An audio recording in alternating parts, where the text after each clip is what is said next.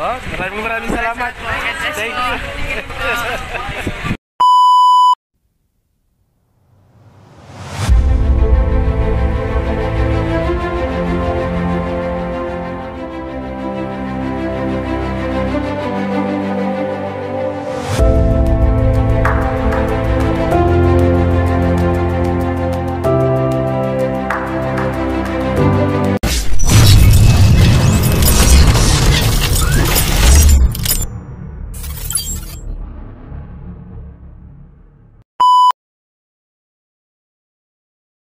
Guys, welcome to my YouTube channel. This is Kuya Potpot Vlog at meron tayo isang reaction video, no? Mula po ito sa latest live ni Kalinga Prab kung saan, yun nga, nabanggit na niya ang pagiging ambassador o ambassadress po ni Beyonce, guys. At siyempre, bago tayo magsimula ay mag-shoutout po muna tayo. May galap shoutout po sa ama ng Kalingap na si Kebal Santos Matubang, Ate Edna Vlogs, Kalinga Prab, 10 ng kanyang mga kasamahan. At siyempre, may galap shoutout po sa lahat po ng sumusuporta sa buong team Kalingap, sa mapagpalang umaga po, tanghali o gabi mga Kalingap. Saan man kayo sulok ng mundo naroon, naway lagi po kayong gabayan ng ating pong may kapal. At yan guys, na meron tayong papanoorin may ikaling video, no? Mula po sa latest live po ni Kalinga Prab ng nakaraang gabi guys. So pakinggan po natin ang kanyang sinabi. Ang pinakauna sana kung hindi bumitaw, yes, tama po kayo. Tama po kayo dyan. Yun talagang pinakauna na nakuha ng, grabe no? Sana naman wag magaya. Sana naman guys, hindi matulad dun yung future ni Beyonce, di ba? Doon sa unang nakuha na bumitaw. Pag-pray nyo yun guys. And realization, ibang klase talaga si Papa Eds, no? Yung nakalab team niya talagang kinukuha ng mga kinukuha bilang ambassador, no? Pero guys, ito pong kay Beyonce, iba po ito doon sa nauna. Iba po ito doon sa nauna kay kay Erica, ano? Iba po ito. At malalaman niyo po yan pag na-upload ko na bukas. Hindi siya basta ambassador ng ALL, no? Makapanood niyo po yan bukas. Iba po yung kay Beyonce. So ayan guys, no, napakinggan natin ang naging tugon dito ni Kalinga Prab, no. Nagkaroon ng pagtatanong sa kanya sa comment section na kanya at kanya binasan. Ito yung patangkol, no, doon sa una dapat na magiging ano ng ALM itong unang Angels, no, dapat no, which is si sana kaso kaso hindi nga lang natuloy dahil nagkaroon ng problema at nagkaroon ng pangyayaring hindi inaasahan ng Kalinga, lalong-lalo ni Kalinga Prab, no? At dito sinabi nga po ni Kalinga Prab, no, dito sa live niya, sana hindi magaya ang future ni Beyonce doon sa dating Angels na yung dapat ang kauna-unahang magiging ano, no, bagong magiging isang sa mga maging produkto sana ng ALM Talent Management, no, which is kung ano man yun ay hindi ko na i-detalya, which is alam naman po ng lahat ng nakakarami lalo na nakapanood nung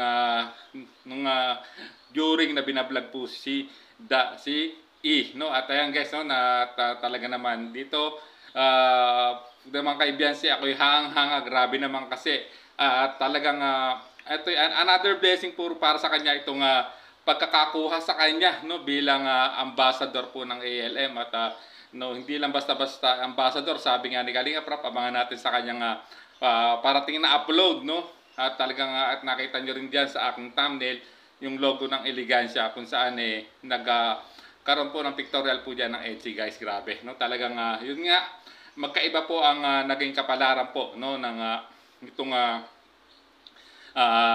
no, yung unang makukuha sana ng ano, no, ng ALM na Kalingap Angel sa kasalukuyang at nakuhang Angel na para maging ambassador, no, ng ALM, no. Magkaiba po sila ng kanilang naging tinahak na landas. At guys, no, magkaiba naman talaga dito sinasabi ni Kalinga Prab kasi yung dating kay ang pagkakatanda ko doon ay parang kukunin siya as a model, no? At kung may mga event, isasama siya. dito kay Baby Beyonce na iba yung magiging nature ng kanyang gagawin, no? Kasi nga tulad ng sinabi ni Kalinga Prab, although hindi niya dinitali lahat na pagiging ambassadress po, no, ni ng ALM nitong ni Baby Beyonce, which is napakagandang achievement to para po kay Beyonce. Talagang parang panibagong pintuang nagbukas, no? Pintuan ng oportunidad na nagbukas para sa kanya, which is dahil sa Kalingap nga, ayan, no? Meron na naman siyang magiging another achievement na makakamit, guys. So talaga namang grabe. Kitang-kita nyo naman, proud na proud po itong si Kalingap Rab habang kanyang sinasabi ito sa kanyang live kagabi, guys, no?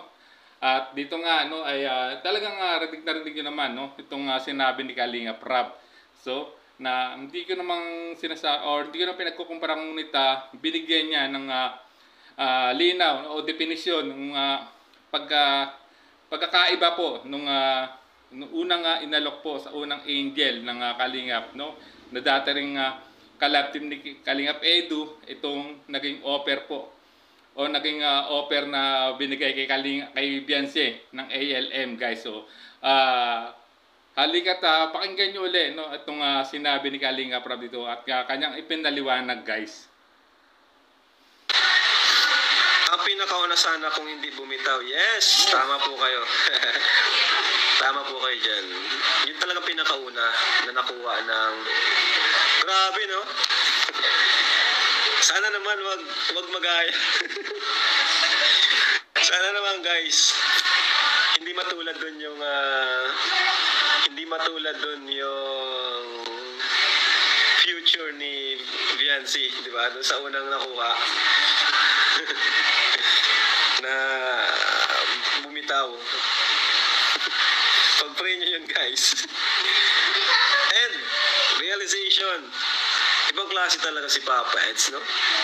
Yung nakalab team niya talagang kinukuha ng mga kinukuha bilang ambassador, no?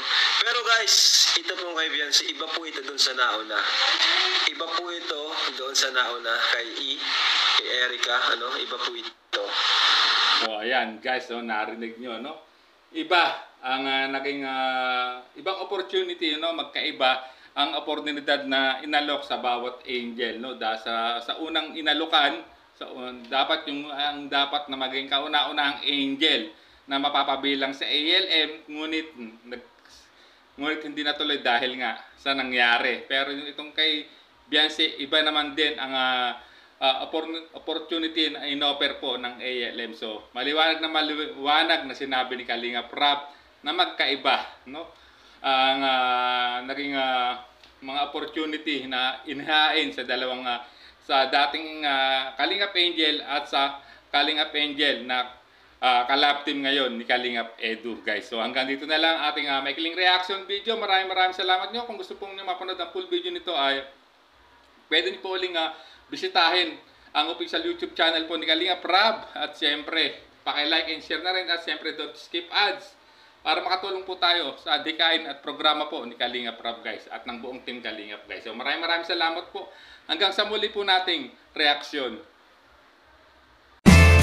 There's a vlogger named Kuya Papa, spreading good vibes, giving all he's got. With the camera in his hand, he hits the road, capture moments, sharing stories untold. Kuya Papa, he's the one we adore, bring smiles, he's got so much more. In this crazy world, he is a ray